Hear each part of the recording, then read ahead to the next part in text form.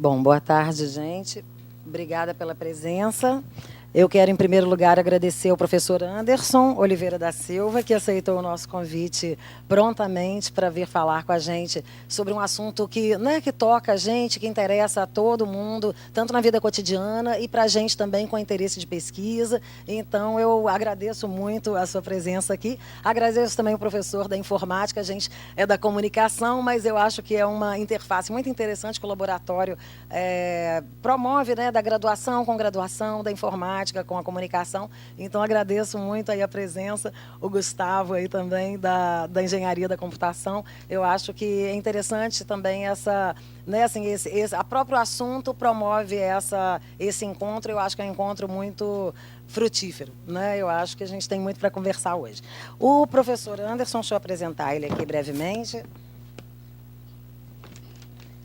Professor Anderson, ele é professor do Departamento de Informática da PUC-Rio, é engenheiro da computação e consultor técnico sênior, mestre e doutor em ciência informática, e atua principalmente nas áreas de segurança da informação, segurança de redes de computadores, análise de desempenho de redes e sistema de computação, e também segurança em internet das coisas. Ele é também coautor, entre suas publicações, é coautor do livro VoIP, Voz sobre IP. E a gente vai na dinâmica, então, o professor vai fazer a fala dele e eu peço que qualquer dúvida, qualquer questão que a gente enfrenta no dia a dia aí com os nossos smartphones no bolso, né? Qualquer questão, eu peço que vocês anotem, deixem anotado para a gente, no final, então, abrir um espaço de debate para conversar e tirar todas as nossas dúvidas aqui com o Anderson, tá? Muito obrigada. Quem quiser, então, de novo, valer como atividade complementar, assina a listinha que está circulando e cadastra até o dia 19, tá bem? Muito obrigada. Vou passar a palavra, então, professor Anderson. Obrigado a todos pela presença. Obrigado à professora Adriana Braga aí pelo convite. Tá? E hoje eu vou estar aqui conversando com vocês sobre segurança de redes públicas e privadas.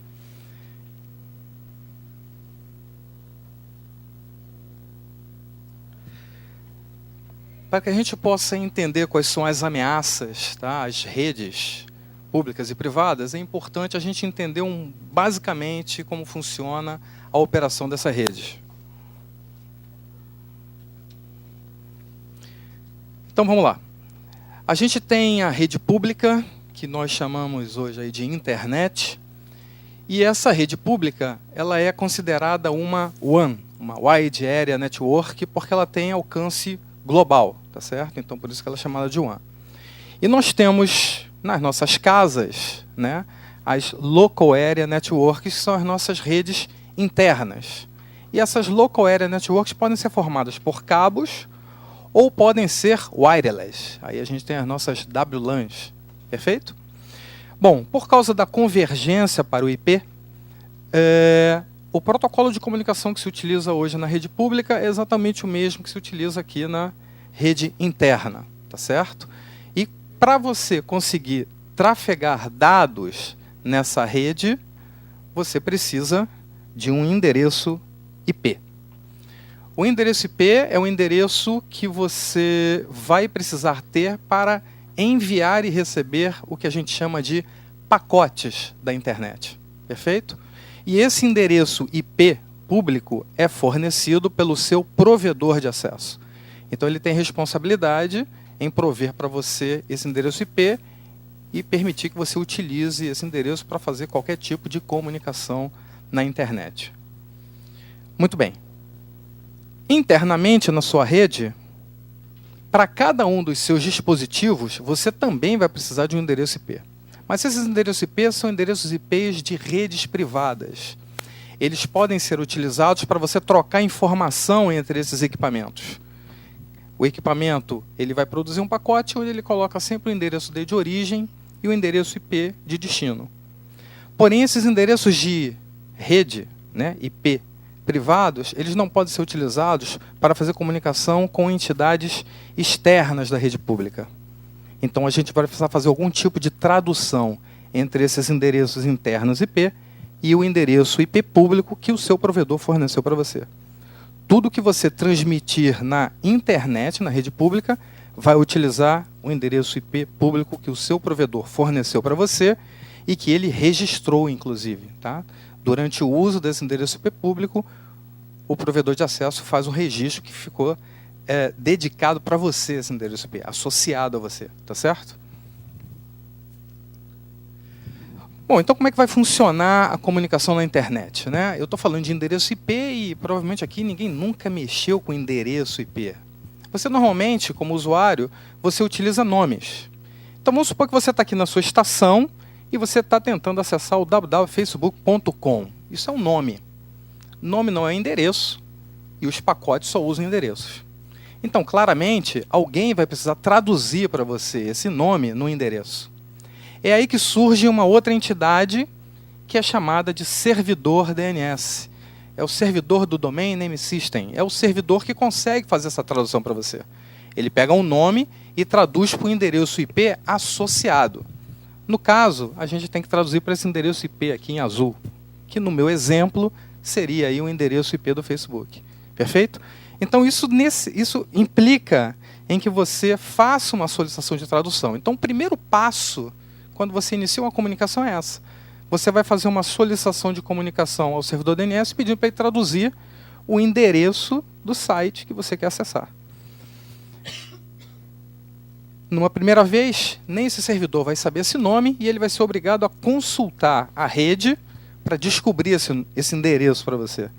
Ele vai descobrir esse endereço e em seguida ele vai repassar para você e agora sim você pode iniciar a comunicação com o servidor do Facebook, que oferece lá o serviço lá do Facebook. Perfeito?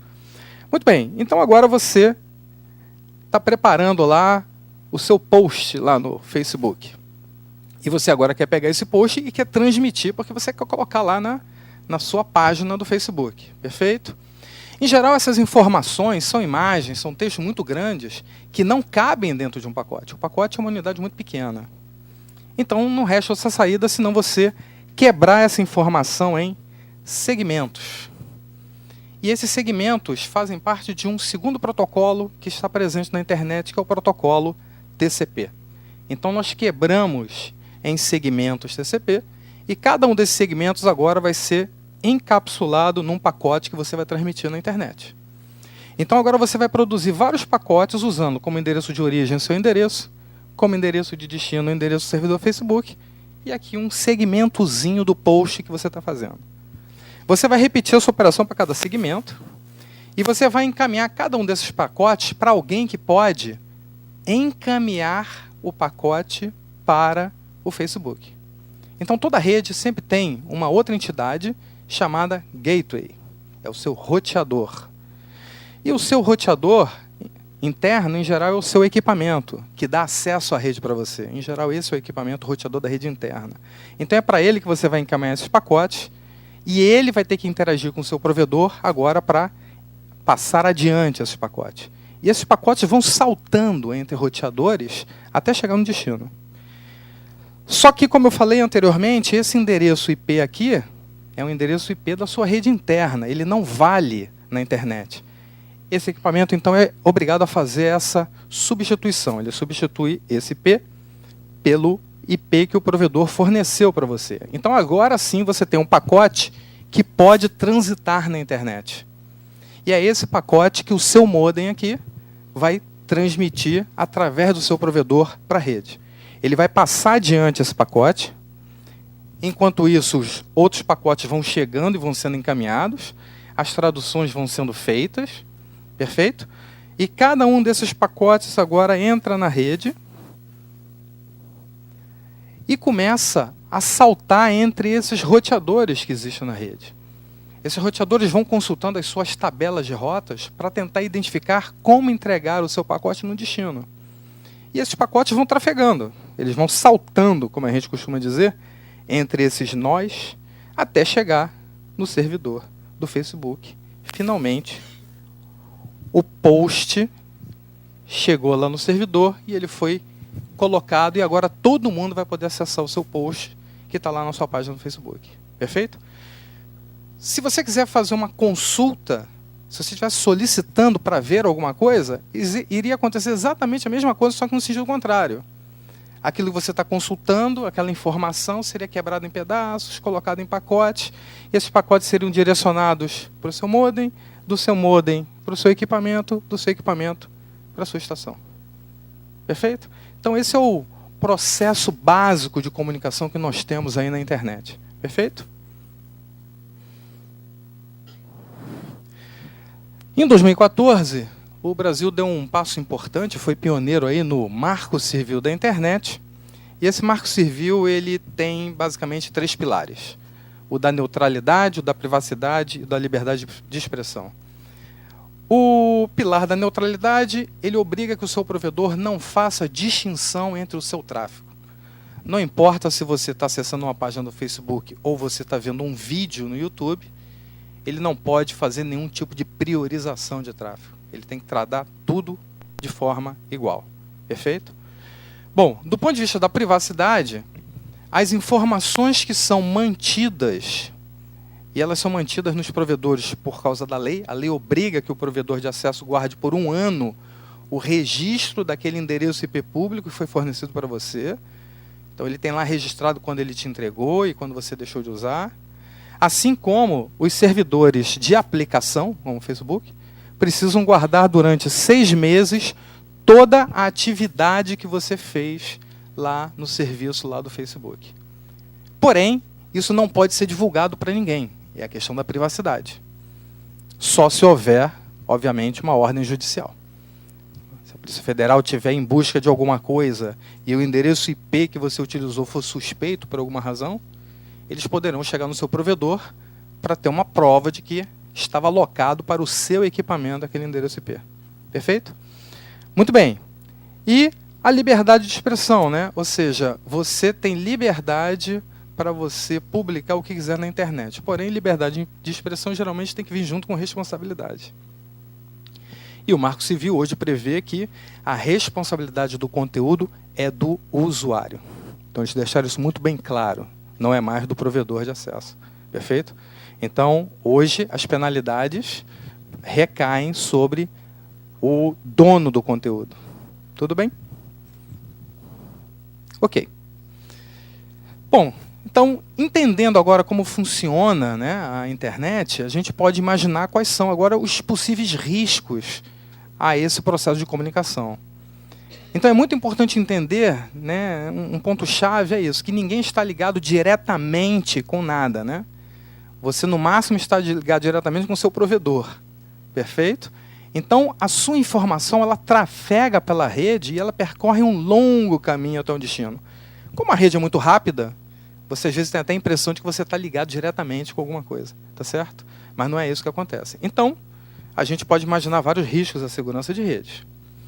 O primeiro deles é o ataque passivo, no qual uma entidade hostil se posiciona no meio da sua comunicação. Ela está ali, privilegiada, ela conseguiu estar no meio da sua comunicação e ela começa a bisbilhotar literalmente os seus dados, a monitorar tudo que você faz. Esse ataque ele é passivo porque ela não altera nada, ela só está querendo ouvir o que você está transmitindo, o que você está recebendo. Essa entidade, em inglês, a gente chama de man in the middle. É o cara que está no meio do caminho. No meio do seu caminho. Né? Vocês observaram que a gente percorreu um longo caminho, né? Aqui da nossa rede local até lá o Facebook. Então, em algum daqueles pontos, esse man in the middle poderia estar presente, monitorando tudo que você transmite. Quando o ataque se torna ativo, o man in the middle agora ele é capaz de interceptar o que você transmitiu e mudar.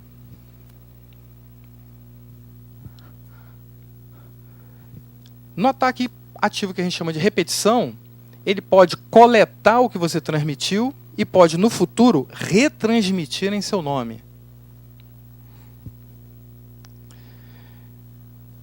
O outro ataque ativo é o disfarce, é quando a entidade consegue se fazer passar por você.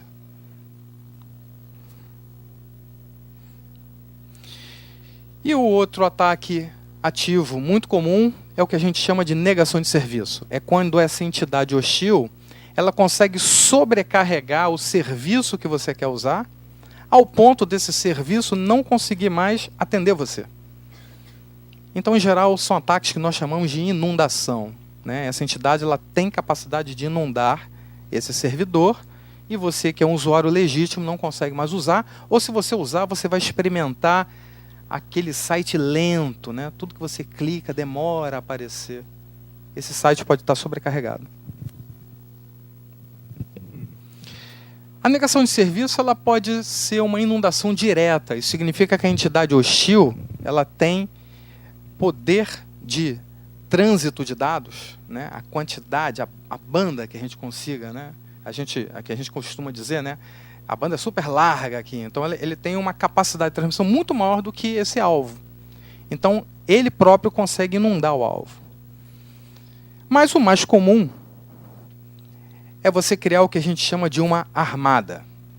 Você conquista vários equipamentos na rede, onde você não tem o intuito de destruir esses equipamentos de maneira nenhuma. A onda hoje não é essa. A onda é você conseguir controlar esses equipamentos remotamente, obviamente sem o dono do equipamento saber que você está fazendo isso. E aí você tem a entidade hostil que controla esses zumbis que a gente chama mestres, e coordena eles para iniciar um ataque para cima de uma outra entidade, para a vítima. Essa armada a gente chama normalmente de rede robótica, ou em inglês eles chamam isso de Robot Network, ou de forma mais simples, Botnet. Perfeito? Então uma botnet nada mais é do que uma grande armada, uma grande quantidade de equipamentos que você conquistou e que agora você consegue comandar para executar um ataque sobre um alvo. Esse ataque ainda é bastante eficaz na internet. E uma variante é quando você agora usa a sua botnet para fingir que é você, então para usar o seu endereço e abrir solicitações para os servidores da internet, servidores do Google, do Twitter, do YouTube. Então eles simulam ser você e abrem essas conexões. Esses servidores fazem o que eles foram programados para fazer, eles vão responder para o endereço de origem. Como eles estão se disfarçando, né, de ser você, as respostas desses servidores vão sobrecair sobre você, vão ser direcionadas para você. E o que vai acontecer é que o seu link de internet, esse link que recebe e transmite dados, vai ficar sobrecarregado. Você vai experimentar provavelmente uma rede muito lenta. Tá certo?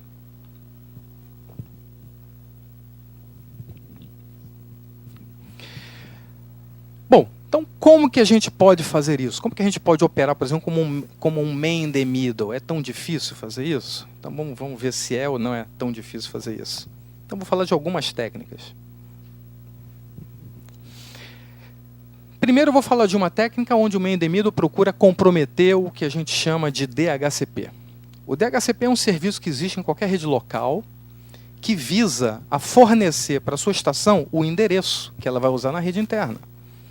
Então sempre que o seu equipamento entra em alguma rede, um servidor de DHCP provê a informação. Olha, você vai usar esse endereço, o endereço do roteador é esse que eu estou te dando. Então agora você consegue encaminhar pacotes para o roteador encaminhar para a internet para atingir lá o servidor que você quer. Perfeito? Então são duas informações muito importantes que você tem. O seu endereço, o roteador. Agora você também precisa traduzir o nome, não é isso? Da Facebook tem que ser traduzido no endereço.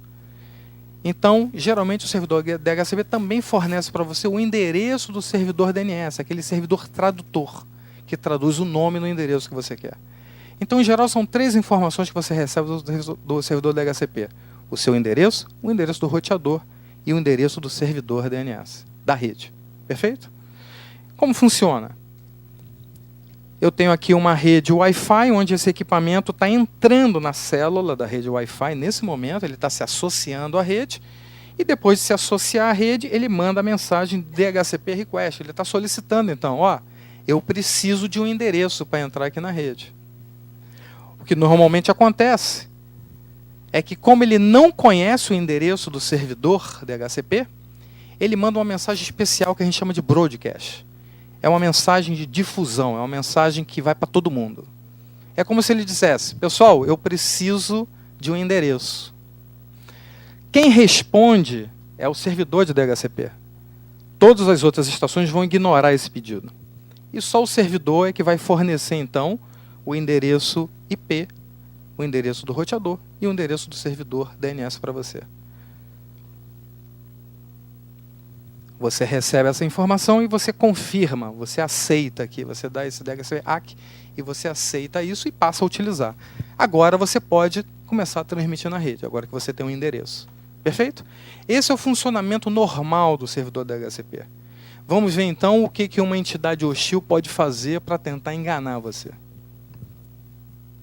Esse primeiro ataque ele é chamado de DHCP Rogue. O DHCP Rogue implica em você forjar ser o servidor DHCP da rede. Então, quando alguém perguntar alguma coisa, você imediatamente vai responder na tentativa de responder antes do servidor verdadeiro. Essa é a ideia. Então, agora, observem que nessa rede Wi-Fi tem uma entidade hostil, que já está lá, e você está entrando novamente na rede e está mandando o seu DHCP request. O que essa entidade hostil vai fazer? Ela vai receber a sua solicitação, assim como todo mundo recebe. E o que ela tenta é responder o mais rápido possível. Responder antes desse servidor. E essa entidade tem grande chance de conseguir fazer isso, porque ela está na mesma rede que você. Enquanto esse servidor normalmente está em outra rede. Então, a distância faz diferença. O que ele for transmitir vai demorar mais tempo para chegar até você. Então, a chance dessa entidade hostil responder antes é muito maior. E ela vai responder o que para você? Ela vai te fornecer um IP falso, o IP do roteador falso e o IP do servidor DNS falso. Em geral, ela diz que ela é o roteador e ela é o servidor. Bom, qual é a implicação disso? Você vai aceitar, obviamente, né, o que foi fornecido para você. E agora, quando você tentar traduzir o www.facebook.com, você vai solicitar isso para a entidade hostil, porque você acredita que ela é o servidor DNS da rede. E a entidade hostil vai direcionar você para um site do Facebook falso. Ele vai dizer, olha, o endereço do Facebook é esse daqui, ó. Ela vai fornecer esse endereço falso e você vai agora entrar em contato com o servidor falso. Você vai mandar a sua solicitação para o servidor falso. Você vai vir, ele vai rotear, não é isso? Você manda o seu pacote para o roteador e o roteador encaminha para o servidor falso. Esse servidor falso, em geral, o que ele faz é apresentar para você uma tela de login do Facebook. Ele copia aquela tela igualzinho. Você acha que você está no site certo, porque é igual. E o que normalmente você faz é entrar com o seu login e senha para acessar o Facebook. E aí você está entregando essas informações para um site falso. Esse site está fazendo um ataque que a gente chama de phishing. Ele está pescando os seus dados. Porque você acredita estar no lugar certo. Essa entidade que também está no meio do caminho, ela capturou essa informação de login e senha que você entrou. Então agora, ela também pode fazer a ponte entre os seus posts e o servidor real. Já que agora ela conhece o seu login e senha, ela pode se autenticar na sua conta, lá no Facebook, e toda solicitação que você fizer, você manda para ela. Eu botei uma lupa aqui, né, para mostrar que ele está analisando o que você está mandando no Facebook, e em seguida ele repassa para o Facebook, porque ele agora tem a sua credencial de acesso. Então ele passa a monitorar toda a sua comunicação. Perfeito?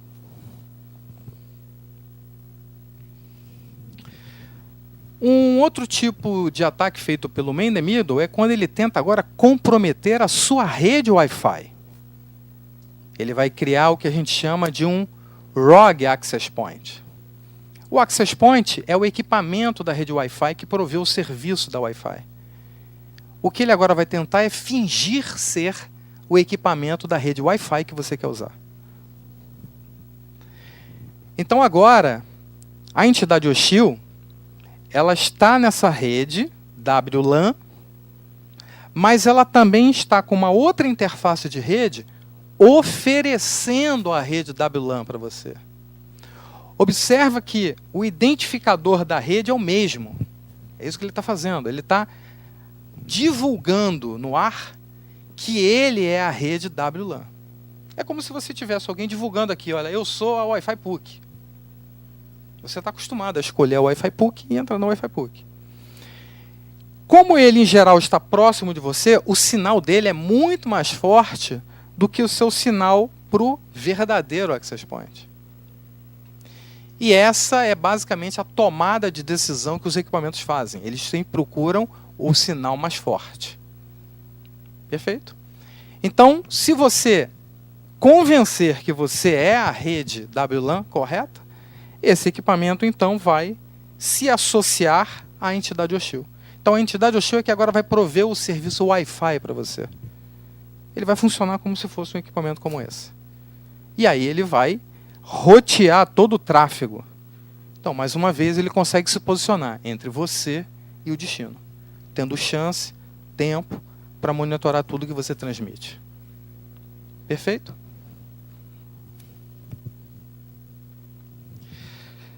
Bom, como que eu consigo então determinar qual é a rede Wi-Fi que eu tenho que usar? Isso não é uma resposta fácil, é uma resposta muito difícil de responder, porque você, como pessoa humana, né, se você estiver analisando todo o espectro aqui dos sinais de rede Wi-Fi que existem, você provavelmente vai ver alguma coisa como isso aqui, ó. Você vai ver uma grande quantidade de redes aparecendo aqui. Aí a pergunta é, qual é a verdadeira, né? Como é que eu escolho? A realidade é que é humanamente impossível você fazer isso. O outro ponto pode ser o seguinte, olha, eu sei que você tem vários métodos de autenticação na rede. Qual é o mais seguro? Qual é o menos seguro? De fato, você tem. O Open é quando você não usa nenhum esquema criptográfico para se comunicar com o Access Point. É a rede que eles chamam de aberta. É o que você normalmente tem nessas redes de aeroporto e coisa do tipo. É a rede aberta, sem nenhuma criptografia. E o app, ele usa uma criptografia muito fácil de ser quebrada, ela já praticamente está descontinuada. Então, você deve sempre preferir o WPA, o WPA2 ou o EAP. O problema é que isso não resolve a sua vida, porque isso daí é uma varredura que eu fiz no aeroporto. Então, a gente tem aqui o Free Wi-Fi do Rio Galeão, tem aquele Plaza Premium Lounge, todo mundo está utilizando aqui, ó, WPA2, EAP.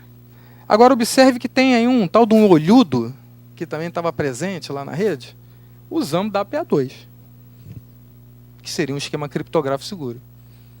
Perfeito? Então, só o método de autenticação na rede e o nível de criptografia também não te ajuda a escolher.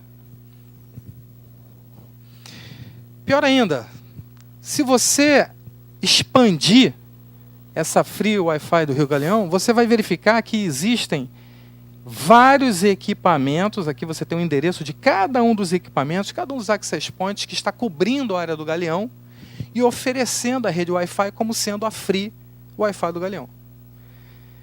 E aí você olha essa grande quantidade de access points que estão cobrindo todo o Galeão e a pergunta é, qual deles é o verdadeiro e qual deles é o falso? Você não tem como saber. O seu equipamento vai decidir por você e ele vai escolher qual? Ele vai escolher o que tem um sinal mais forte. É isso que ele vai fazer. Opa, esse é o sinal que está bom, é nesse que eu vou. Perfeito? Não. Não está perfeito. Bom, então, resumindo, não há como usuário realmente distinguir isso, tá? Sempre que você puder preferir um método, escolha o EAP, porque pelo menos no EAP existe a necessidade da presença de um servidor de autenticação que precisa apresentar para você um certificado digital válido. Embora não seja garantia, né, você pode montar um ROG app usando um certificado válido, mas seria mais incomum. Se um ROG app está usando um certificado válido, provavelmente ele roubou esse certificado. Porque dificilmente alguém vai se apresentar num cartório para comprar um certificado e se identificar para depois fazer uma ação maliciosa. Tá? Então, o EAP acaba sendo o protocolo de autenticação mais seguro. Fiquem tranquilos, porque é exatamente o que a PUC usa. Perfeito? Você precisa de um monitor que diga para você qual é o tipo de autenticação que está sendo usado. Tá? Então, vamos lá. Pois é.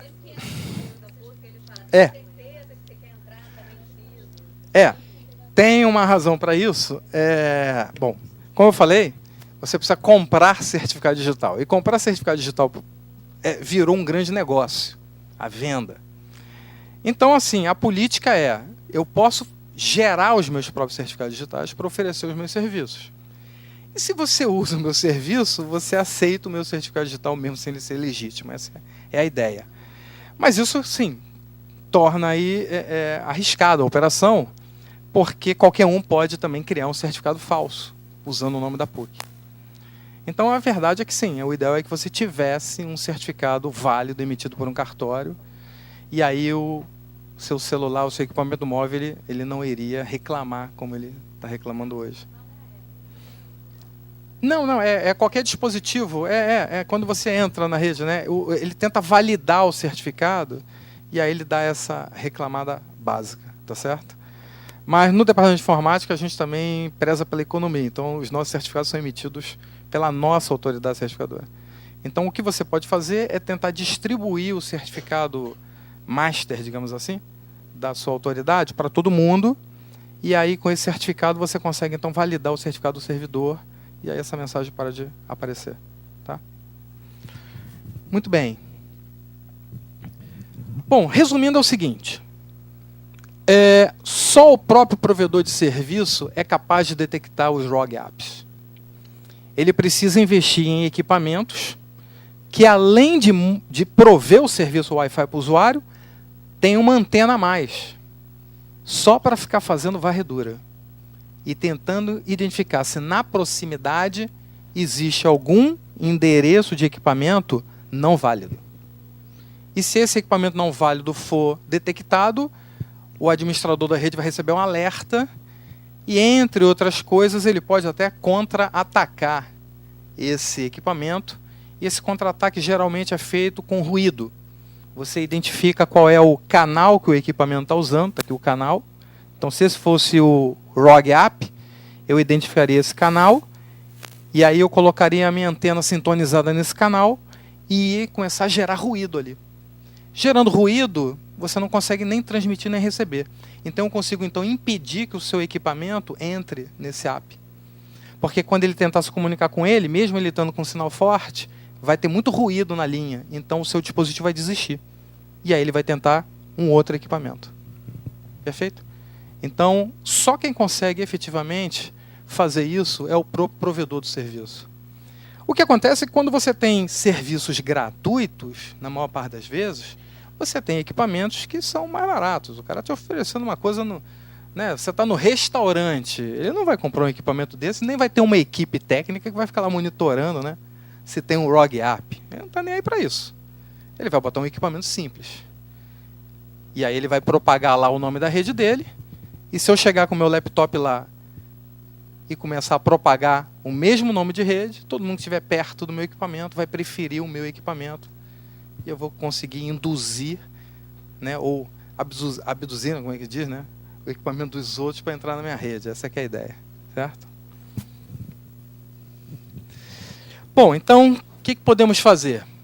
Primeiro ponto para você decidir que rede Wi-Fi você vai usar é isso, reputação. Posso também dizer para vocês que os equipamentos da PUC são equipamentos como esse, são equipamentos profissionais, eles têm uma equipe que fica monitorando, eles estão sempre correndo atrás do ROG apps que aparecem aí na vida.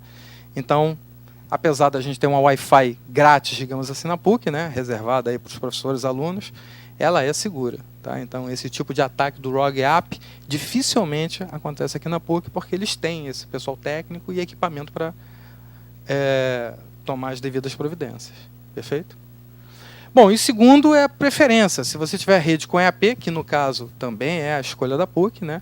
Então essas duas primeiras opções tornam o acesso muito mais seguro. Tá? Se você não tiver o EAP, então você pode dar PA2. E se a sua única opção for a rede Open, como acontece nos aeroportos, nunca esqueça de usar as URLs com o HTTPS. E eu vou explicar já já por quê. O HTTPS, ele faz comunicação criptografada com destino. Então você dificulta a vida do man in the middle, porque vai passar por ele dados criptografados. Tá certo? Então, é uma boa saída aí se você só está numa rede open. Muito bem. Até agora tudo bem? Tranquilo? Estão. Tá todo mundo desligando os equipamentos. Ninguém vai mais usar a rede. Tá certo. Mas eu vou melhorar essa situação até o final. Vamos lá. Bom, então, além do risco à rede, né, a gente tem que pensar no nosso equipamento. Riscos que muitas vezes nós mesmos trazemos para os nossos equipamentos.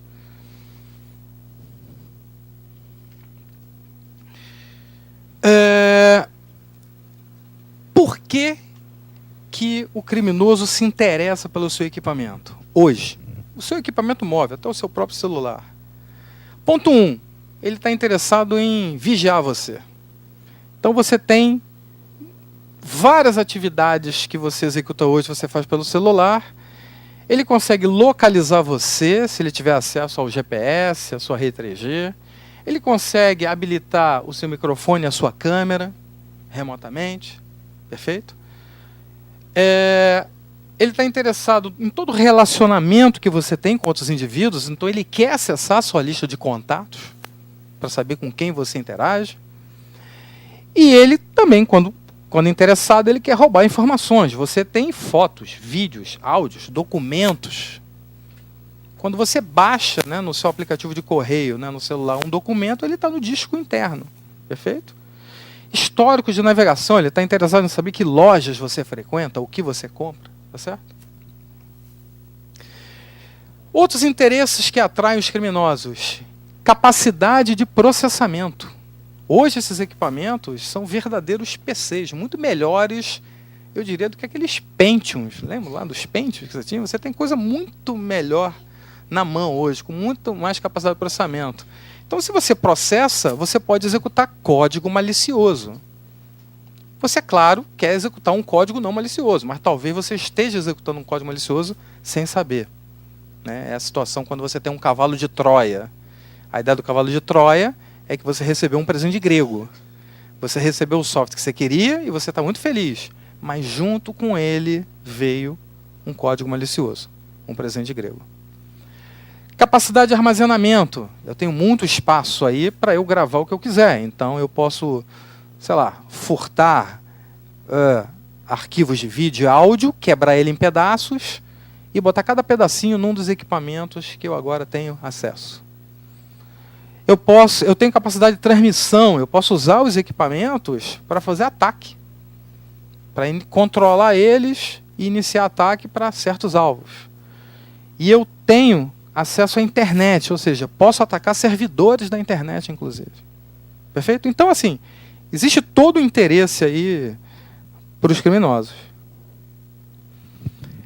Os dois principais riscos são esses. Você ser abduzido por um rogue access point, né, um access point falso, e você ser induzido a instalar um código malicioso. E muitas vezes isso acontece com muito mais frequência do que a gente imagina. Basta você ter uma app da moda que todo mundo começa a instalar. E hoje, quando você instala uma app, em geral o dispositivo procura alertar, né? Você, olha, essa app vai usar isso. E muitas vezes as pessoas não estão muito interessadas em ver, né, o que essa app está utilizando. Então, vou dar um exemplo. Tem uma app muito famosa aí, principalmente para garotada que gosta de música, e fazer mixagem de música. O Edging Mix. É um mixer, né? Você pode tocar vários áudios, mixar os áudios, tem efeito. Então, uma garotada que gosta muito dessa parte de mixagem.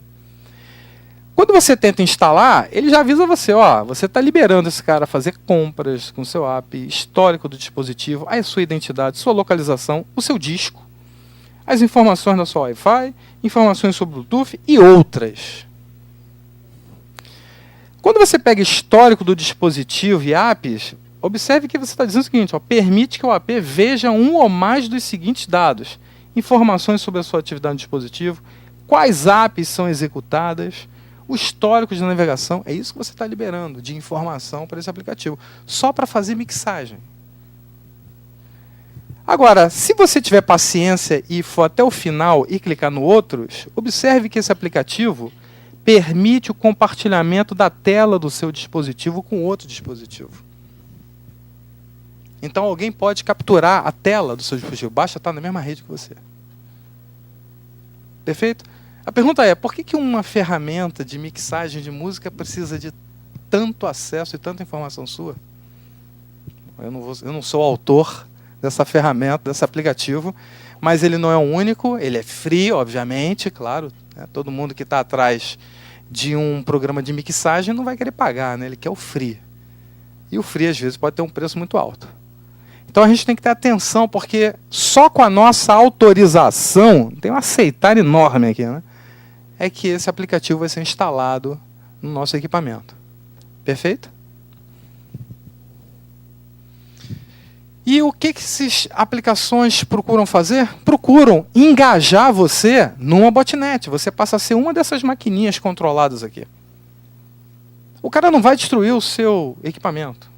Mas quando ele quiser que o seu equipamento participe de um ataque, ele vai comandar o seu equipamento e o seu equipamento vai começar a atacar um alvo. Você provavelmente só vai perceber que a rede está um pouco mais lenta. É o máximo que você, como usuário, vai perceber. Por quê? Porque além do equipamento se comunicar com o servidor que você quer, ele ao mesmo tempo está fazendo um ataque, porque ele foi comandado para isso. Perfeito? Então é muito difícil você, como usuário, perceber que isso está acontecendo. E a moda agora, né, desde o ano passado, a gente está vivendo a moda do ransomware. A ideia é o cara pegar aquela sua pasta de fotos e vídeos e criptografar ela. E cobrar um resgate para vender para você o código de decriptação e a chave de decriptação. Perfeito? Oi? Ah, sim. O pânico está ficando grande, né?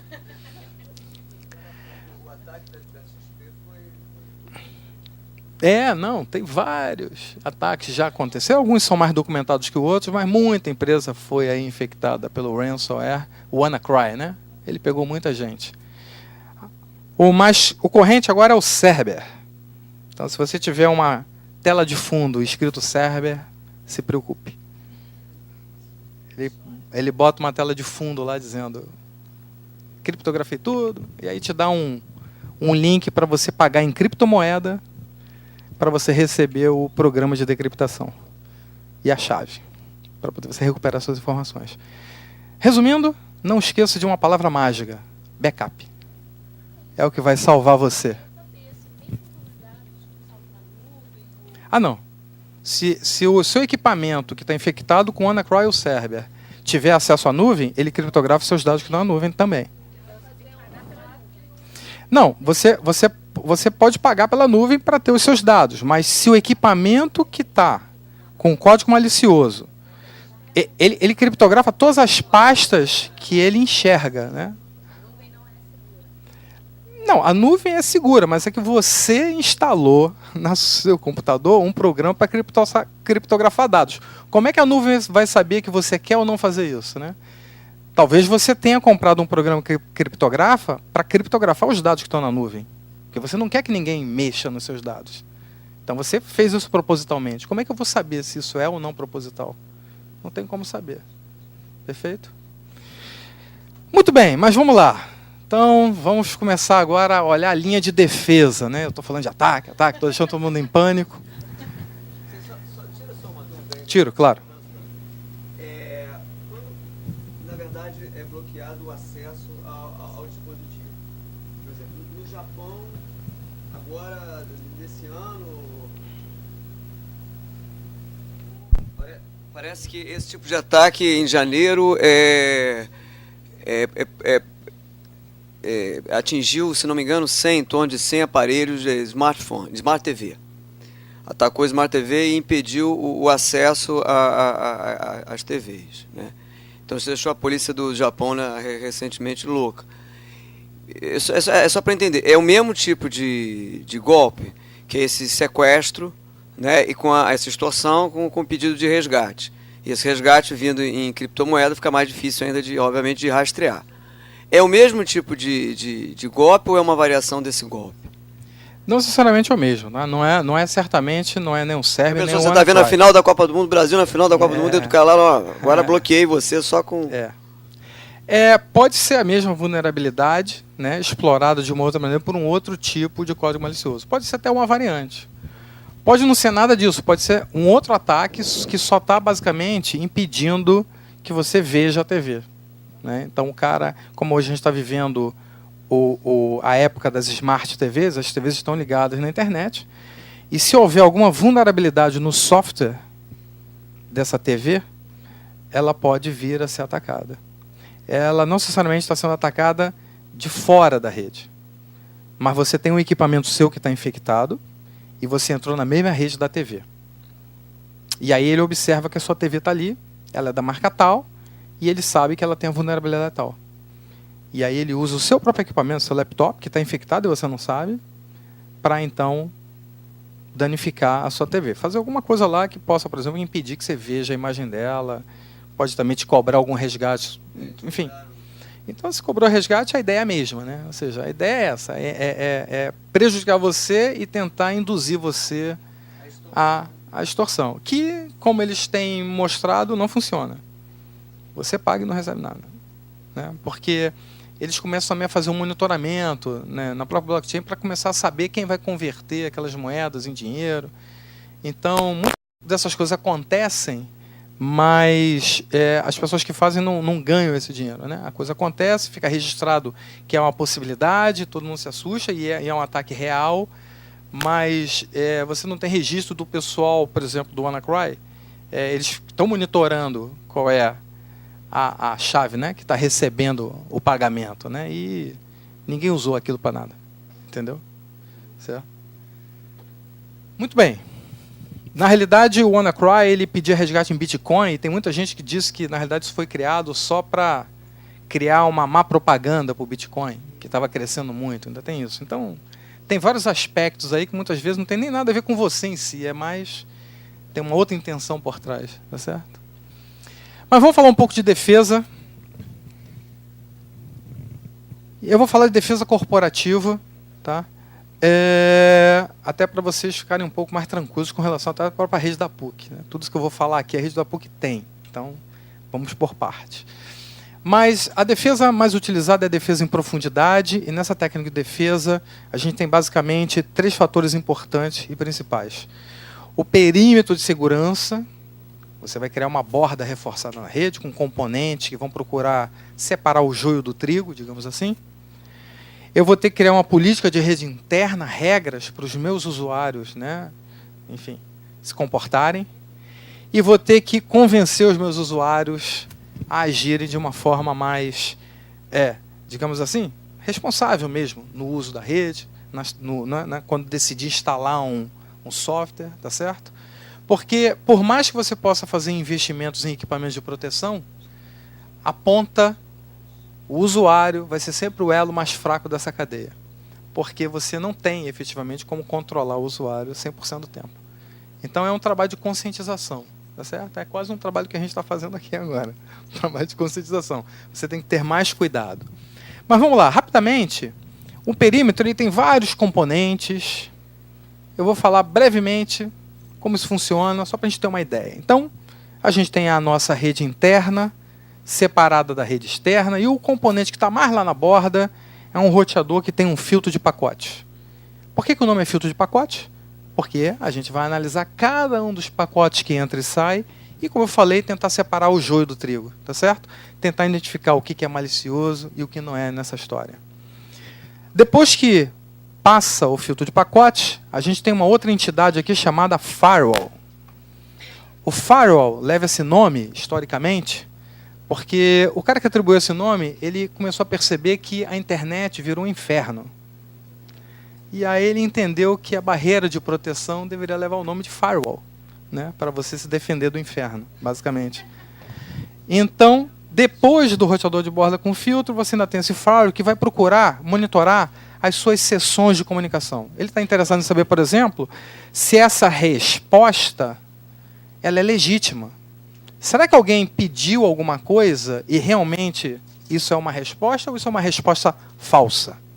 Então é isso que um firewall de estado vai fazer. Ele vai ver se houve um estado anterior, houve uma solicitação anterior, ok, então isso é uma resposta legítima. Não houve solicitação, isso é um tráfego malicioso, falso. Perfeito? Essa é a ideia. Muito bem. A gente também precisa controlar o usuário da rede interna. Então a gente tira o acesso do usuário da rede interna diretamente para a internet. O usuário da rede interna agora, ele é obrigado a solicitar o que ele quer a um proxy. E o proxy tem a política de segurança da empresa. Então ele avalia se o usuário pode ou não acessar aquele conteúdo. Isso pode parecer um pouco, né, restritivo, né? Mas é assim que a empresa consegue impedir que você busque na internet algo que é danoso para a empresa. Perfeito? Então é isso que o proxy vai fazer. Ele funciona como um intermediário. Tá? Muito bem. Aqui a gente tem uma rede separada, onde ficam todos os serviços públicos da empresa, são os serviços que todos podem acessar. Então a página web da empresa está aqui, por exemplo. Tá certo? É nessa rede que o proxy vai ficar também. E ninguém de fora consegue acessar os servidores internos. Não tem como. Porque nem os próprios servidores internos conseguem falar com ninguém da rede de fora. Você está praticamente isolando a rede interna da rede externa. Para fazer acesso à rede externa só com autorização do proxy. E o outro elemento importante é o que a gente chama de detector de intrusão. Ele é um analisador de tráfego, mas é para o bem.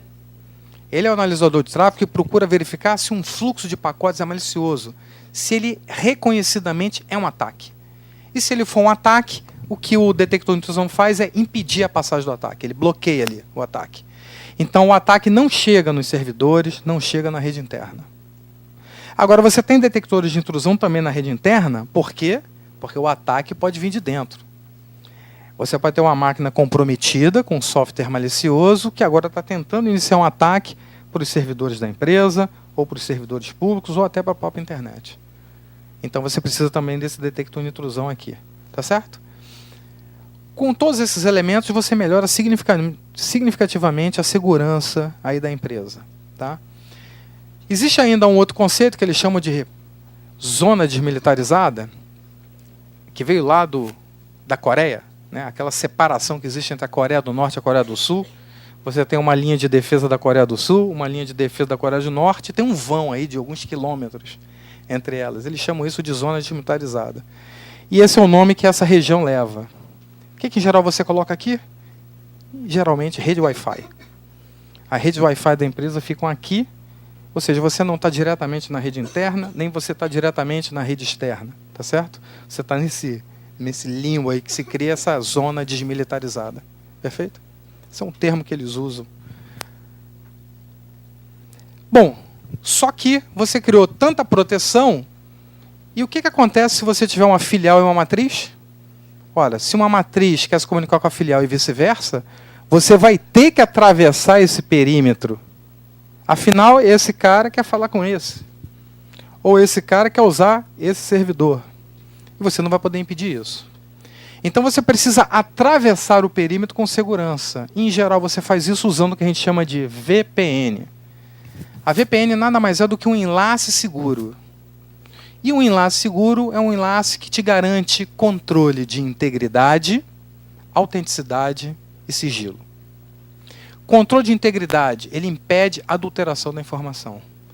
Controle de autenticidade, ele garante que veio da origem certa.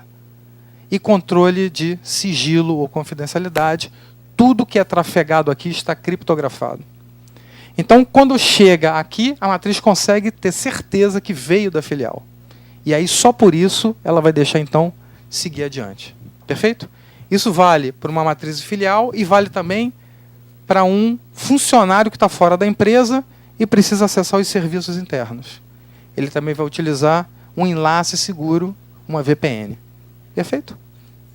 Eu vi algumas pessoas falarem, tipo, para usar sites que às vezes não podem abrir no Brasil, que usam rede de Usa VPN, né? Pois é. Então vamos lá. VPN. A VPN, quando você tem uma estação fora da empresa, tá certo? Que ela estabelece uma VPN com o roteador da empresa, esse equipamento ganha um endereço de uma rede interna, como se ele estivesse dentro da empresa.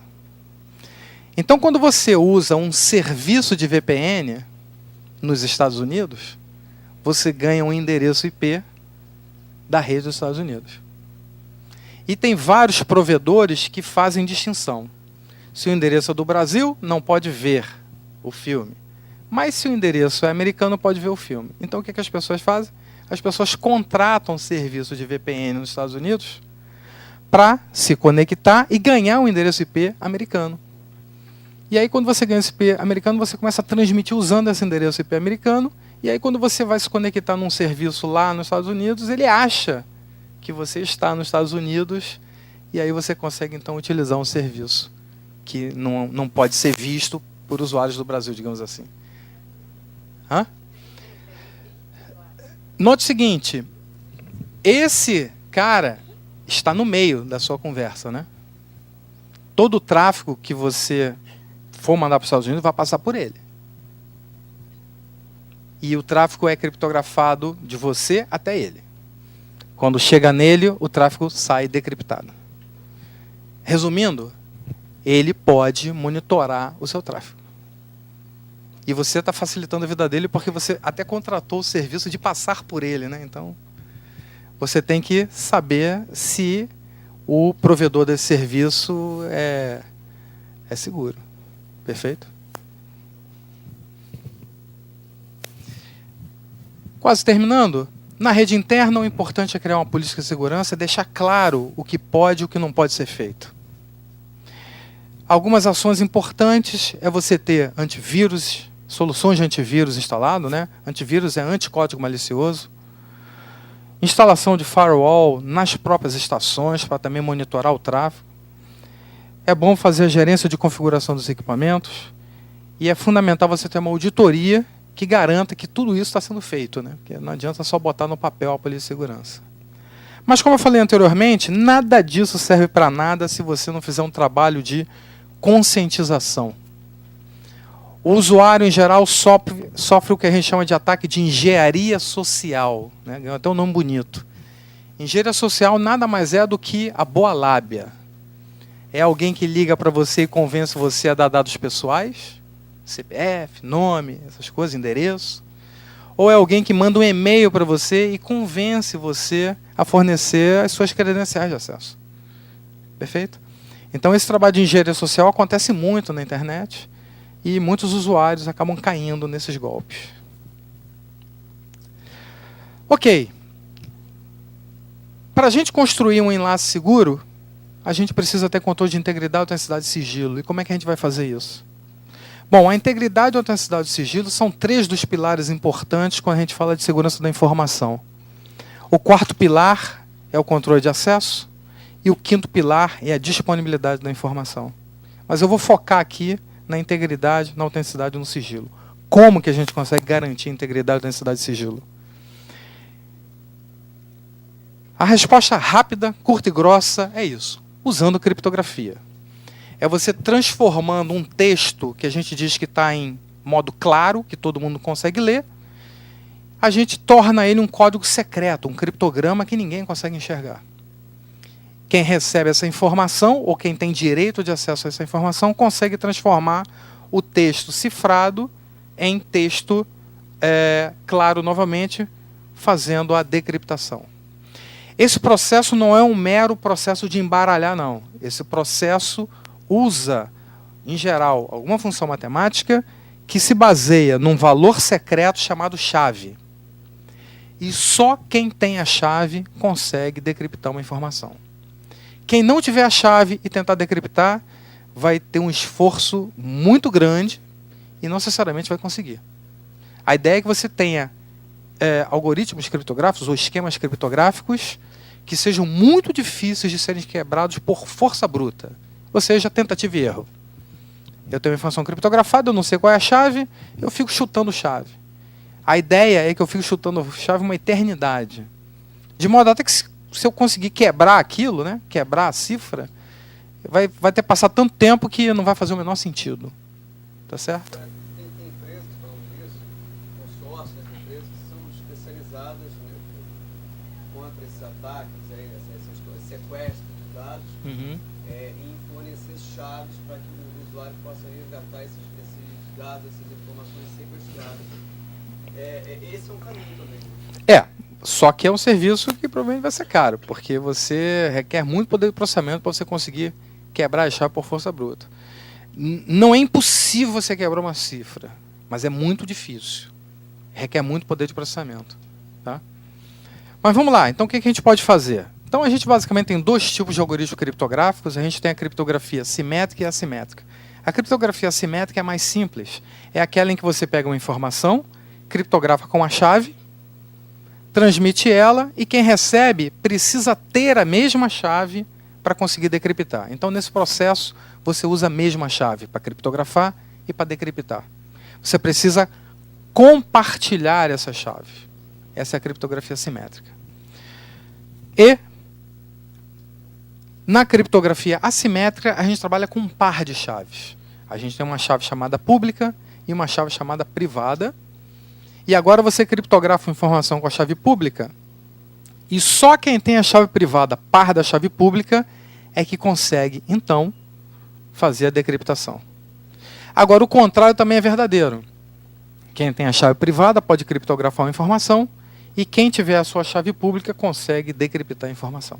Só que essas operações são para objetivos diferentes. Quando eu venho daqui para cá, eu vou querer uma coisa, e quando eu vou no sentido contrário, eu quero outra, e eu vou mostrar para vocês já já onde a gente aplica isso. Muito bem, então, eu em geral faço o seguinte, eu tenho uma informação que eu criptografo com uma chave simétrica. E aí eu tenho uma informação cifrada. O algoritmo simétrico, em geral, ele é muito mais rápido que o assimétrico. Depois eu pego essa chave e criptografo com a chave pública do destino. E eu crio o que eu chamo de envelope digital. Então eu vou transmitir a informação cifrada e o envelope digital dela. Como eu usei a chave pública do destino, só o destino que tem a chave privada é que consegue decriptar esse envelope para ter acesso a essa chave. E é isso que o destino vai fazer. Ele vai pegar o envelope digital que ele recebeu e usando a chave privada ele recupera a chave simétrica. E com a chave simétrica ele decripta a informação e recupera a informação. Perfeito? Então esse é o processo mais simples e bastante utilizado para a gente fazer transmissão de informação sigilosa. Agora, sigilo não tem nada a ver com integridade e autenticidade. Observe que no meio do caminho, alguém poderia ter mudado essa informação. Quando você pegar uma informação adulterada e você tentar decriptar, o que você vai ter aqui é um lixo. O esquema criptográfico, o algoritmo, ele não diz para você, ó, tá errado ou não tá errado. Porque se ele dissesse, isso ia facilitar quem quisesse quebrar por força bruta. Então, quando você decripta a informação, você não sabe ainda se ela está íntegra e autêntica. Você vai ter que fazer esse tipo de validação. Para controle de integridade, a gente usa resumo de mensagem. Tá? É o que a gente chama de digest, ou é o hash. Alguém talvez já tenha ouvido falar de hash. A blockchain agora está na moda. Blockchain tem hash. Então o cara já, opa, me liguei. Hash, blockchain. Hash é utilizado para garantia de integridade dos blocos da blockchain e também vai ser utilizado para garantia de integridade das suas mensagens. A gente pega uma informação, calcula o hash e isso é como se fosse um identificador dessa informação. É como se fosse o dígito verificador do CPF. A gente sabe que se a gente digitou um CPF ele não é válido, é porque o dígito verificador não bateu. Aqui é a mesma coisa. Se você adulterar a informação, o dígito não vai bater. Perfeito? É a mesma ideia do dígito verificador do CPF. Mas a gente não tem interessado só em integridade, a gente quer integridade em conjunto com autenticidade. Não adianta eu ter uma informação íntegra de um impostor. Eu quero uma informação íntegra de um usuário autêntico. Então, em geral, você precisa trabalhar com integridade e autenticidade em conjunto. É aí que entra o conceito de assinatura digital. A assinatura digital é um pouco diferente da nossa assinatura normal. Porque a nossa assinatura normal, ela é única. Ou pelo menos deveria ser, né? Toda vez que você assina, tinha que sair a mesma coisa. Você até registra a sua firma no cartório, ela é única. A assinatura digital ela não é única. A sua assinatura digital ela é única por informação que você assina. Cada informação que você assina tem uma assinatura digital única sua. É assim que vai funcionar. E como é que funciona a assinatura digital? É muito simples. Para garantir a integridade da informação, então eu pego a informação e calculo o hash, calculo o digits. Perfeito? E agora eu vou proteger esse digits. Eu vou criptografar ele com a minha chave privada. Então agora eu tenho uma informação e a assinatura digital. Resumindo, a assinatura digital é o resultado da criptografia da chave privada no digit da informação que você produziu. Bom, eu agora tenho uma informação assinada e eu quero verificar essa informação. Se esse digit foi produzido com a sua chave privada, eu vou usar então a sua chave pública para decriptar essa assinatura e com isso eu vou recuperar o hash, o digit original. Se você recalcular o digit e bater, se o digit atual é igual ao digit original, duas coisas são verdadeiras. Primeiro, a informação está íntegra. Segundo, ela é sua, porque eu obtive esse digit com a sua chave pública. Perfeito? Então, com isso, você sabe que a informação está íntegra e autêntica. Muito bem. Mas quem disse que essa é a minha chave pública? A chave é um número. Como é que você sabe que esse número é o do professor Anderson e isso aqui é a lista de notas que ele está lançando aos alunos que ele assinou? Eu só posso assumir que isso aqui é verdadeiro se eu tiver certeza que essa chave pública é do professor Anderson. E aí é que a gente vai ter que resolver esse problema. Como é que eu vou garantir isso? Como é que eu vou atestar que essa chave realmente é do professor Anderson? É aí que vai aparecer a entidade, a autoridade certificadora, o cartório digital. Esse é o objetivo do cartório digital. É garantir que essa chave pública está associada a esse usuário. Então aqui eu vou ter os dados do professor Anderson, número de CPF, endereço de e-mail. E aí, esse documento que a autoridade gerou, que tem a minha chave pública e os meus dados, ela vai ter que garantir que seja prova de fraude. Ou seja, ninguém pode adulterar. Logo, ela vai pegar essa informação e vai assinar. Então, o que é um certificado digital? Nada mais do que uma associação entre a chave pública e um usuário, ou uma entidade, ou um servidor da internet. Tanto faz. Assinada digitalmente por uma autoridade certificadora. Isso é um certificado digital. Então, quem garante para você que essa chave pública pertence a uma entidade ou a um usuário é a autoridade certificadora. É claro que ela só vai emitir esse documento se a pessoa se apresentar no cartório, comprovar sua identidade, aí ela vai gerar um documento. Ó, então, estou bem, essa chave pública é dessa pessoa aqui. Aí ela cria o certificado digital. Perfeito? Então, o certificado digital é basicamente para atestar a associação entre uma chave pública e um usuário. Para isso funcionar, a gente precisa criar uma infraestrutura. A infraestrutura de chaves públicas, a ICP. E o Brasil, desde 2001, Fernando Henrique assinou uma medida provisória instituindo a ICP Brasil. E aí foram criados a Autoridade Gestora de Políticas, que trata da parte legislativa.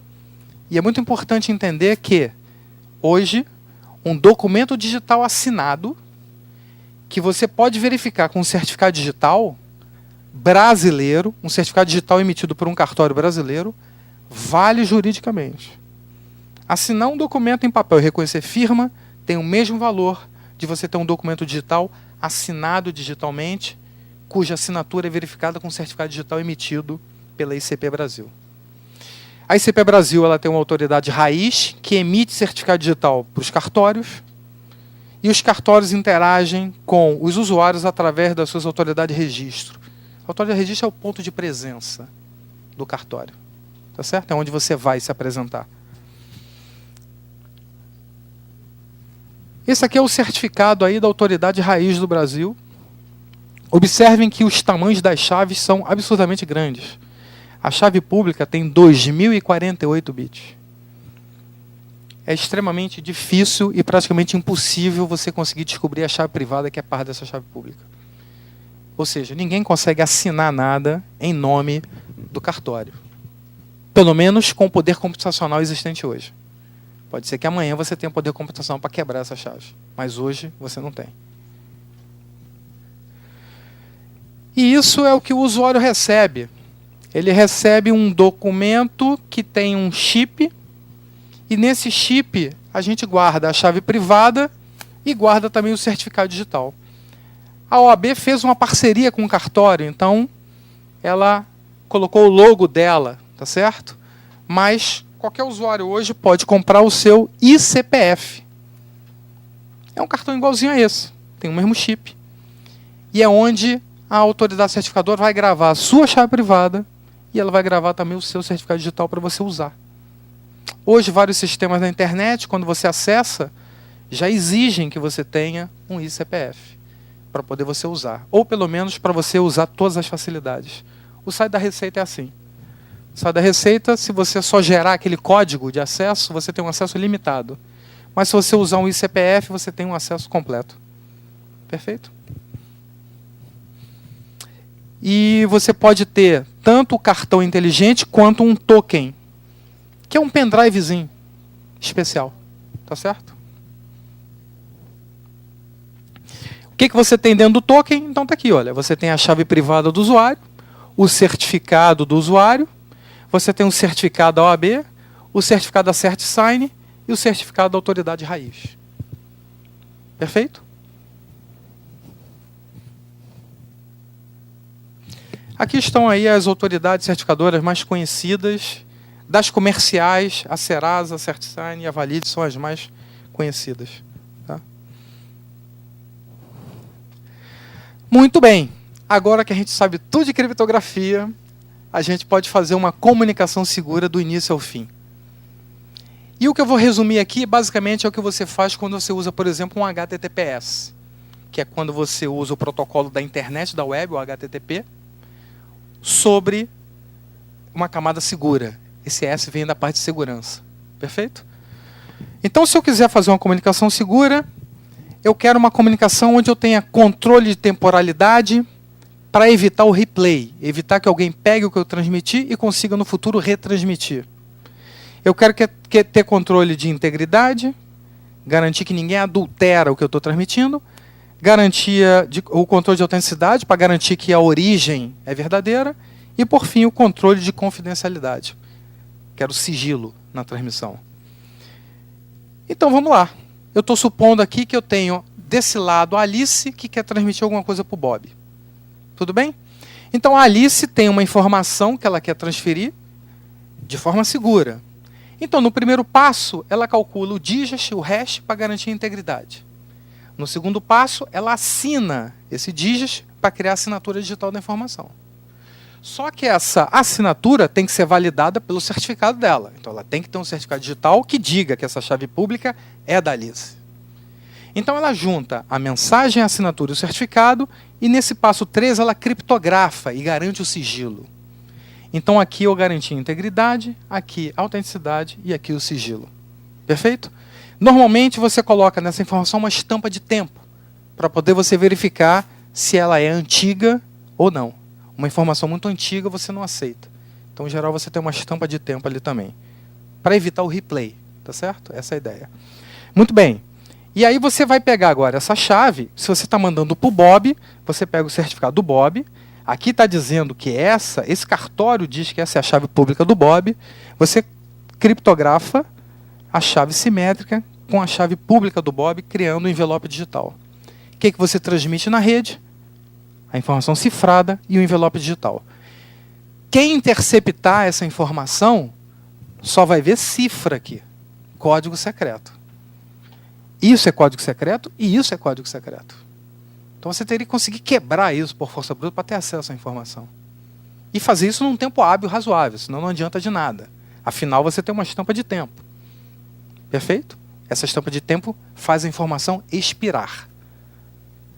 Bom, e o Bob faz o que quando recebe? O Bob vai pegar o envelope, Como foi criptografado com a chave pública dele, ele decripta com a chave privada dele, que só ele tem. E com isso ele recupera a chave simétrica. Com a chave simétrica, ele decripta a informação. E aí ele recupera os dados, a assinatura e o certificado da Alice. Ele vai pegar a chave pública da Alice, que esse cartório está dizendo que é da Alice, e vai decriptar a assinatura digital da informação. E vai recuperar o digit original, o hash. Se o hash original é igual ao hash que você recalculou, duas coisas são verdadeiras, a informação também está íntegra e autêntica.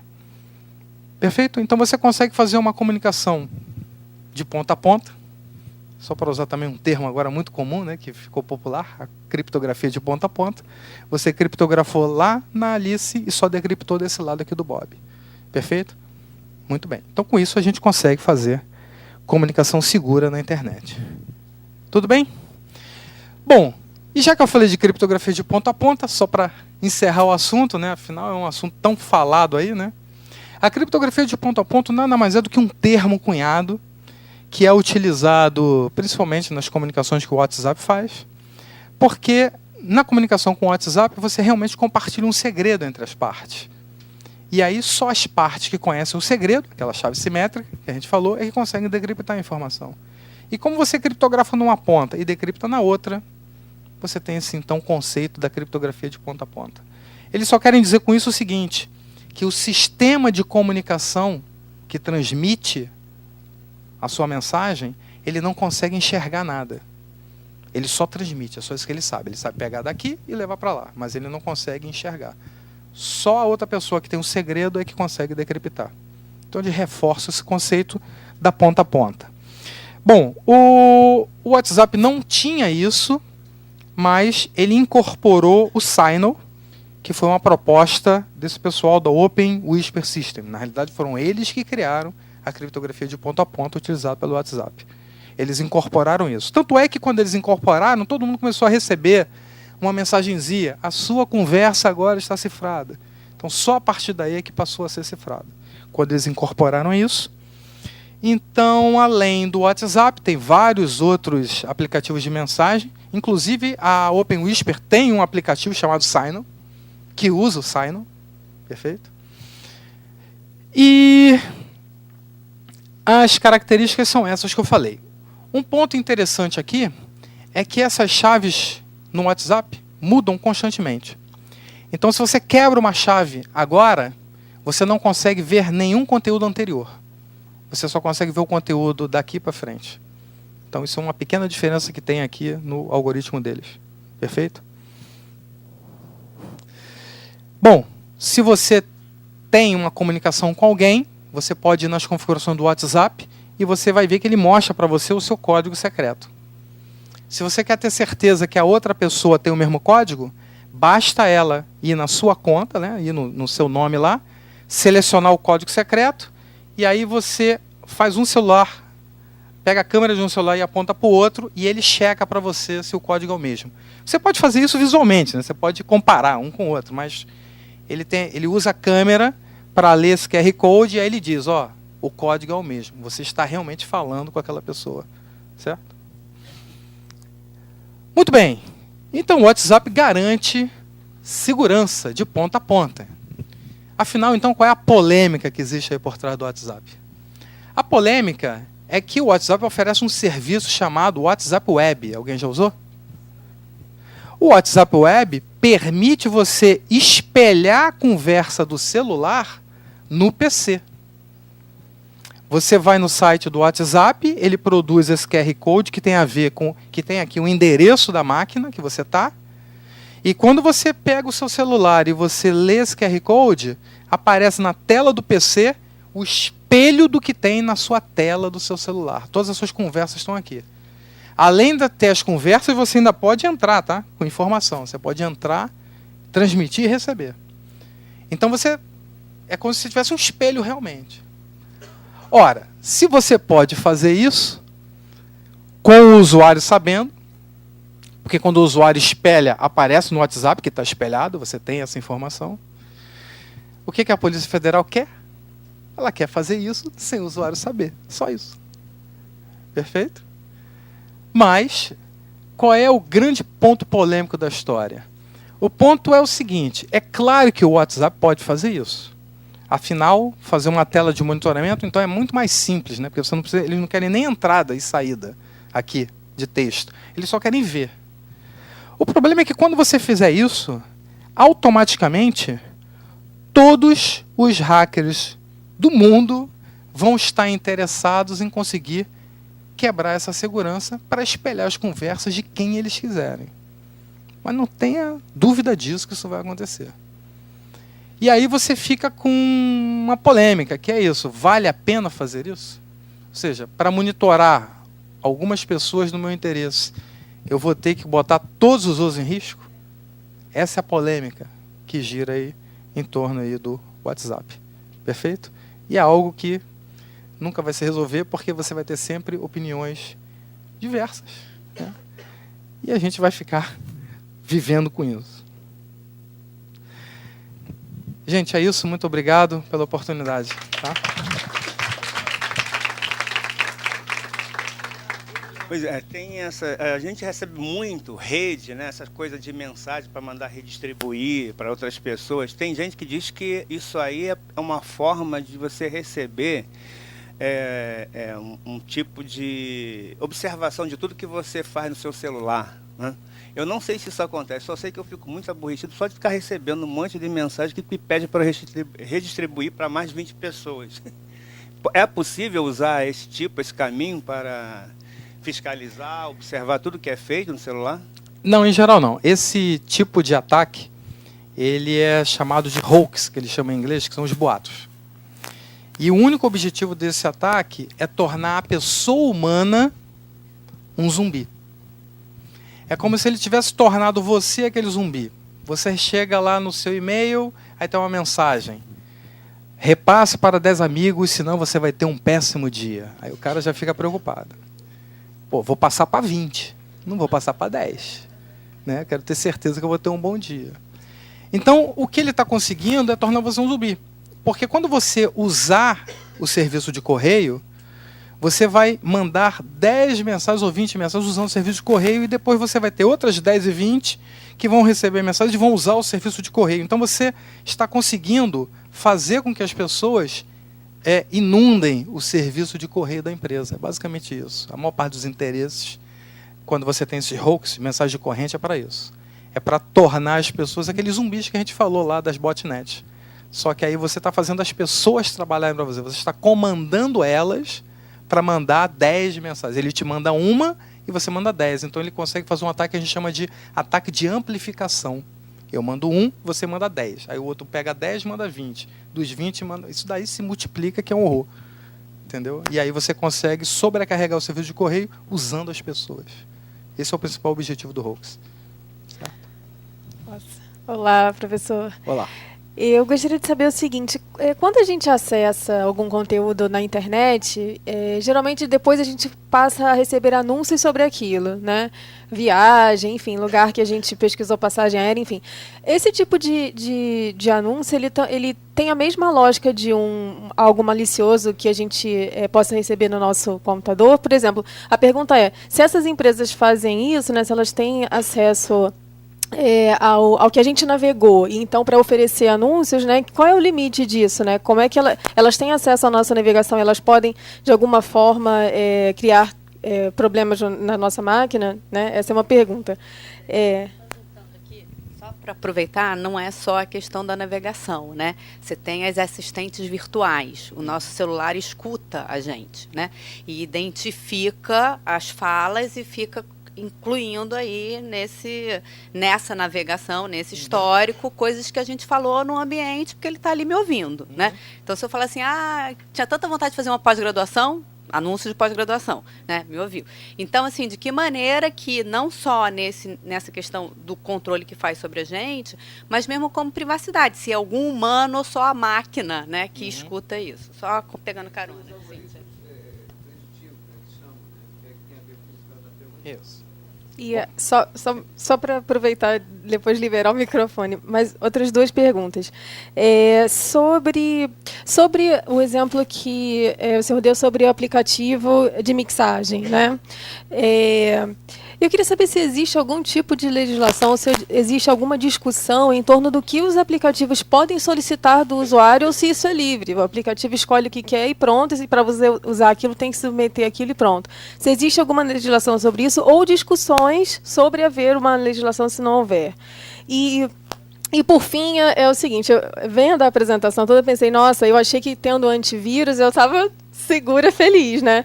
Mas vi que não. Então, eu fico pensando o seguinte, por exemplo, se eu tenho uma empresa de comunicação pequena, não uma mega estrutura, mas hoje em dia, né, é mais fácil a gente produzir conteúdo, ter uma empresa como autônoma e fazer publicações e notícias, enfim, ter uma newsletter e divulgar, enfim.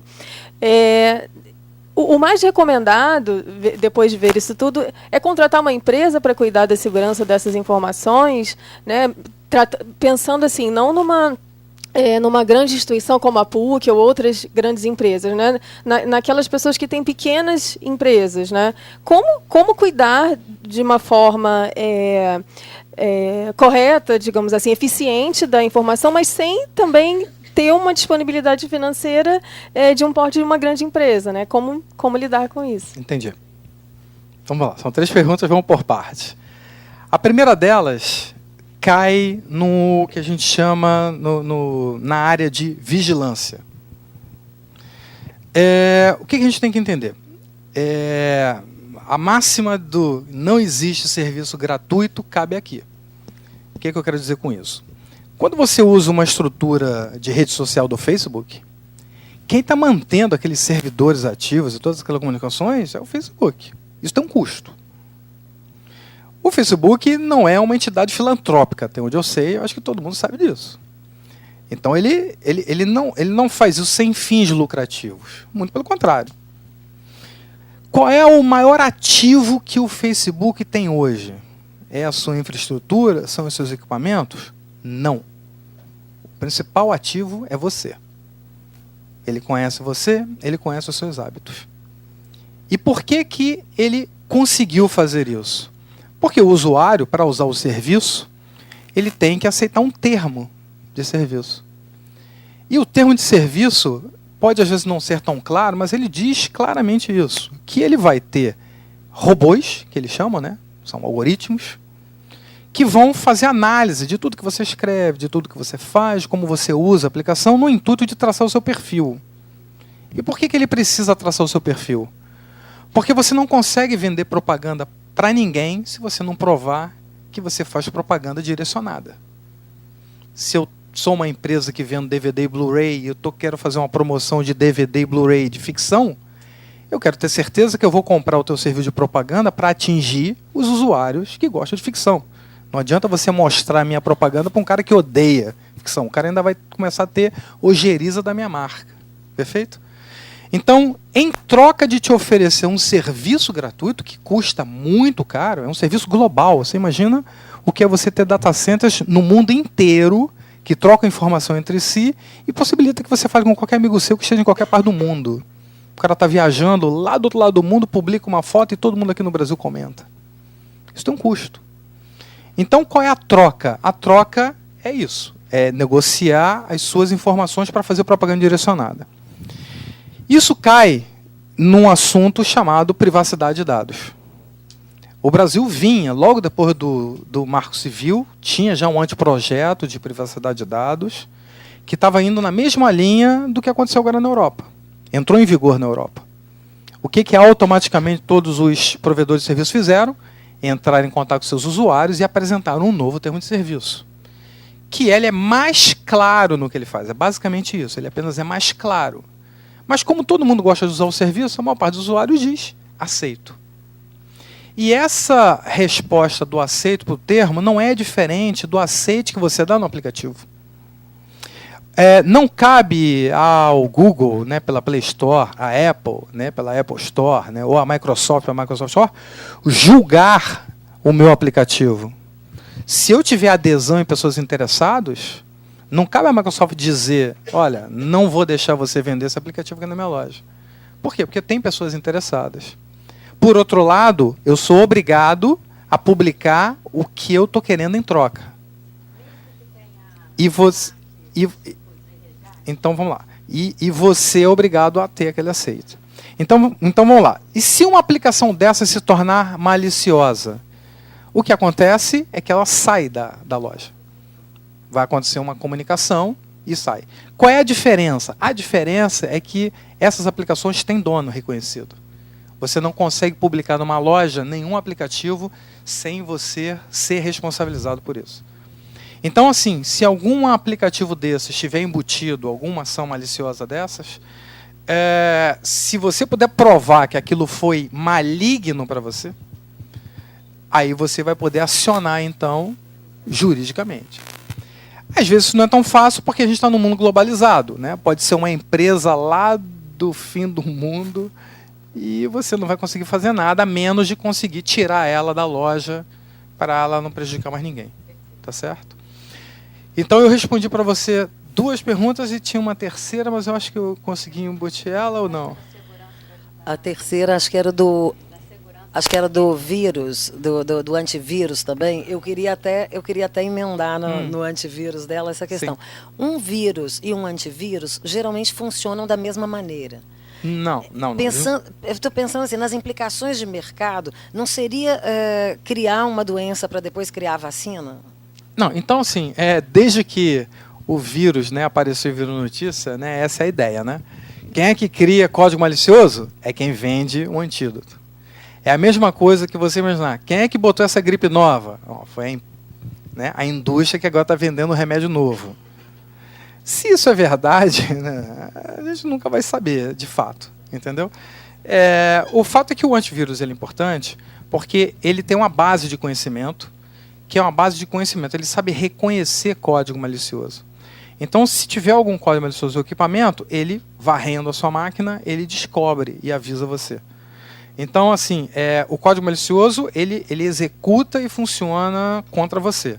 O antivírus não. O antivírus, ele conhece aquele código, ele reconhece e ele remove. Tá certo? Então, em geral, o antivírus está ali realmente para ter uma ação até preventiva, né? Agora, para essa ação preventiva acontecer, você precisa geralmente assinar o serviço, porque tem código malicioso novo todo dia e você tem que conseguir atualizar a base de conhecimento do seu aplicativo. Tá certo? Eu tenho uma pergunta. A gente está em ano de eleição, né? E voltamos a discutir a questão das urnas eletrônicas, né? Há milênios, né? Assim, século passado, né? Eu lembro de ter lido no JB uma coluna, daquelas colunas pagas pelo Brizola, falando da necessidade de imprimir o voto, depositar na urna para fazer a comparação. Então, a cada 10% das urnas. Cada urna que tivesse diferença fazia mais 10, né? E aí você ia tendo um espectro contra fraude, né? Aí, curiosamente, essa semana eu ouvi no rádio alguns votos do Supremo com relação a essa questão, que se colocaram contra a impressão do voto, na medida em que pode quebrar o sigilo do voto, porque se prender na impressora, o mesário veria o voto da pessoa e aquela urna poderia ser anulada. Então, no meio dessa discussão, né, o que você acha, como segurança de rede, que é mais segura, né? Uma urna com impressão de votos ou uma urna totalmente eletrônica que inviabiliza uma recontagem? Vamos lá. Eu diria para você que é perfeitamente possível você fazer uma urna eletrônica que funcione a prova de fraude. Ponto.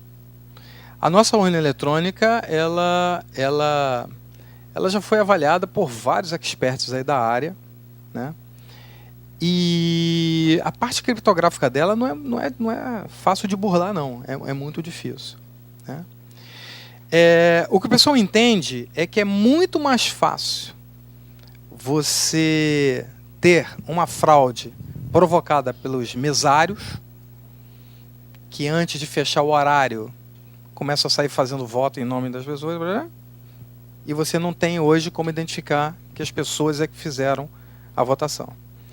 Então, qual é a evolução disso? A evolução disso é a identificação biométrica. Então, eu acho que a urna eletrônica, em conjunto com a identificação...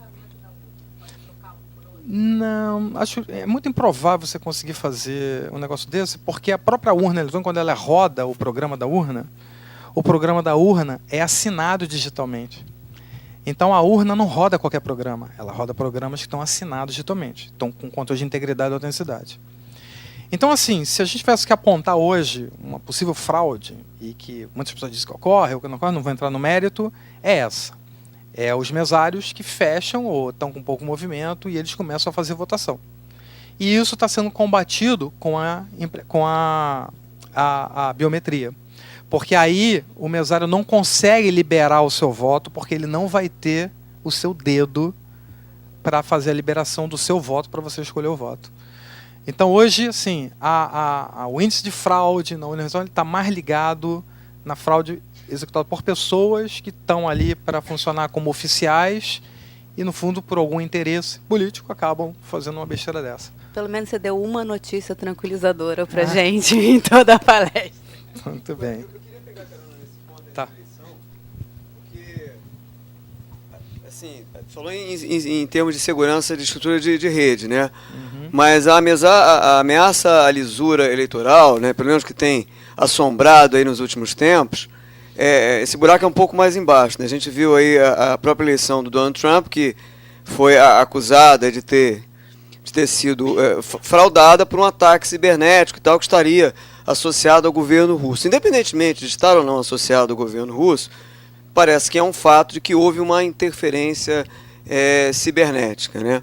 Aí eu te pergunto, Anderson, em termos de tecnologia e de legislação, como você lembrou muito bem ainda há pouco, recentemente a Europa revisou a sua lei de proteção de dados. E o Brasil mesmo também parece que está avançando nesse sentido. Mas em termos de tecnologia e em termos de legislação, o que na sua opinião, já está em curso, está sendo desenvolvido, inclusive nas instituições de pesquisa, de ensino, que podem reduzir um risco, como a gente viu agora recentemente, da Cambridge Analytics em relação ao Facebook? Bom, assim, são problemas distintos. Você citou vários problemas, são problemas distintos. Você teve lá o ataque dos russos, que não foram exatamente no sistema, mas foram... Nos e-mails, né? Nos e-mails, ou seja, é indução, é a fake news. É você dizer, ó, aquele candidato, sei lá, tem pé torto. Aí todo mundo que não gosta de gente que tem pé torto, é isso, entendeu? O cara sabe que pelo Google Analytics, né? Foram 50 milhões, não, só para... Pela análise lá do Facebook, o cara sabe Isso. que você tem 50% do povo americano que detesta gente com pé torto. Aí o cara começa a massificar mensagens. Aquele cara tem pé torto, aquele cara tem pé torto. Então esse cara não vai votar porque ele tem pé torto. Então essa foi a estratégia utilizada, tá? Nesse caso. O avanço que nós temos aí é você obrigar que as empresas deixem claro o que elas fazem. Por outro lado, existe uma questão de liberdade do usuário. O usuário sempre vai poder dizer, quero. Não me importo que você use as minhas informações, até acho interessante que você me faça propaganda. Então você vai ter pessoas que pensam assim, você não vai poder tolir essas pessoas de terem o serviço que elas querem. Então o ponto importante da lei de privacidade de dados é, ponto 1, você deixar claro o que você faz. E ponto 2, obrigar que o usuário dê o aceite para usar o seu serviço. Aí vai num ponto que é em relação à capacitação do chamado usuário, né? Agora, recentemente, no congresso lá da RSA, a Microsoft se reuniu já com outras tantas empresas e eles firmaram um acordo com 4 princípios, protocolos e tal. Um deles diz respeito à capacitação do usuário. A gente está aqui na PUC, instituição de pesquisa, de ensino. Como é que a gente pode avançar nesse sentido? Você, por exemplo, acha que esse tipo de capacitação poderia estar mais incorporada, ou mesmo no ensino médio? Qual é a sua opinião nesse sentido? Bom, a minha opinião é que isso tem que estar inserido. Entendeu? Isso tem, por exemplo, talvez pudesse ser não vou dizer que uma disciplina obrigatória, mas pelo menos eletiva você ter, para todos os cursos da PUC, esse tipo de informação. Porque isso é informação. Tá? Isso me lembra que eu fiquei te devendo, inclusive, uma resposta, que eu ia encaixar com isso que você falou. Você falou de uma empresa pequena que talvez tenha que investir vários reais naquela infraestrutura para se proteger. Isso é um caminho, mas existe um outro caminho. Mesmo investindo nesses equipamentos, o elo mais fraco sempre é o usuário. Então tem um artigo que foi feito, uma pesquisa, em que ele mostra claramente que 65% dos seus problemas de segurança estão associados ao usuário. Então não tem dúvida, se você tem pouco recurso, não é ali que você tem que investir, não. É no seu usuário. Se você conseguir capacitar o seu usuário e ele tiver noção do que ele está fazendo, e ele entender o risco que ele assume, quando ele instala uma aplicação sem se preocupar com as consequências, você ganha muito com isso. Perfeito? Então, assim, o ponto-chave é esse, é o usuário. Então, para empresas, como você falou, pequenas, não é partir para isso. Não é necessariamente contratar uma empresa para ficar trabalhando, não. Se você tiver sucesso em conseguir conscientizar os seus usuários, em tese, 65% dos seus problemas estão resolvidos. Por incrível que pareça, esse artigo diz que apenas 3 a 5% estão ligados a hackers externos.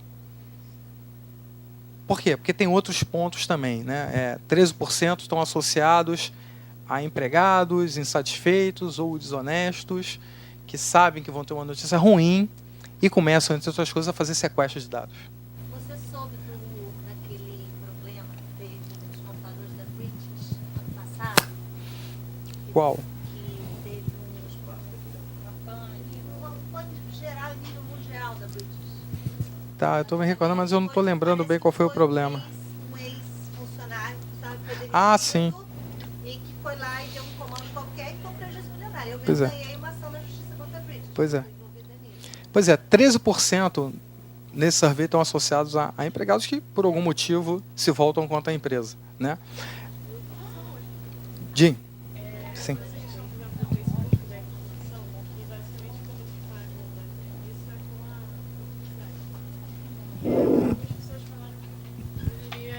Algumas pessoas sugeriram, tipo, desses serviços começarem a cobrar, como Netflix cobra, o Facebook cobrar por mês. Você acha que isso é uma possibilidade? Mas quem cobrar por mês? Tipo o Facebook. Porque Ah, aí ao ele não- invés dele, ele vender não vai essa ter interesse de informação. fazer isso. Não. Não vai. Hoje, o maior ativo dessas empresas não é a infraestrutura, é o usuário. Inclusive, quando eles têm o valor deles lá na Dow Jones, lá, né, na bolsa lá em Nova York, é usuários. Quanto mais usuários eles conquistam, quanto maior essa carteira, mais valioso fica a empresa. Então, na realidade, eu acho muito improvável que isso aconteça. Eu adoraria usar o YouTube pagando para não ficar tendo que ver propaganda. Mas isso não vai acontecer. Não vai. Não, mas aí é outra coisa. É para quem quiser. Mas muito provavelmente não. Está fora do negócio, né? O business dos caras é vender perfil. É fazer propaganda direcionada. Sem necessariamente ter uma pessoa fuçando a sua vida. Não é isso, não. É ter o teu perfil para, na hora que você puder fazer propaganda, você garantir que a propaganda é direcionada. Esse que é o ponto-chave. Tá bom? Beleza? Pode? Não? Não, é só em relação à internet das coisas, pura curiosidade, Tá. porque fala-se muito em internet das coisas, é uma bola da vez e tal. O que muda em termos de blindagem, de proteção, de segurança, na medida que os dispositivos eles também ficam cada vez mais interconectados? O maior problema da internet das coisas é o custo que se quer ter para a internet das coisas. E se você pegar no mundo, quantos são os fabricantes de chipsets para fazer conexão à internet, né? Um chip que você bota lá no teu equipamento, você vai ter uma meia dúzia no mundo. E no intuito de baratear, você às vezes tem projetos ruins. Só que a pessoa está acostumada a montar o produto dela querendo sempre baratear ao máximo. Então ele vai comprar na China aquele chipset lá porque ele é muito mais barato.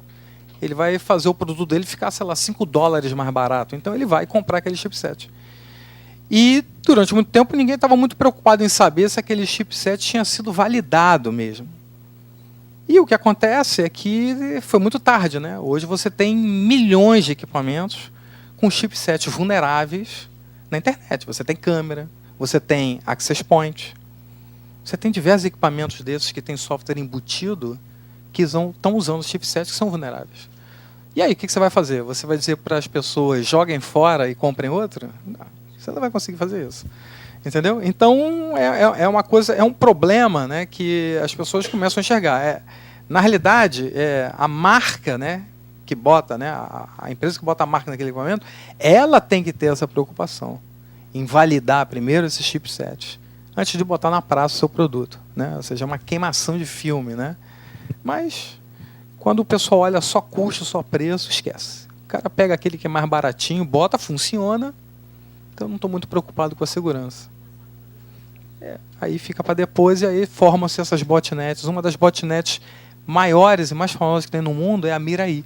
A Mirai ela é só formada por câmeras, access points, equipamentos que são vulneráveis, que foram conquistados e hoje são controlados para gerar inundação, ataques de inundação em cima de vários servidores da internet. Como é que você resolve isso da noite para o dia? Possível. Tá bom? Bom, gente, muito obrigado, hein?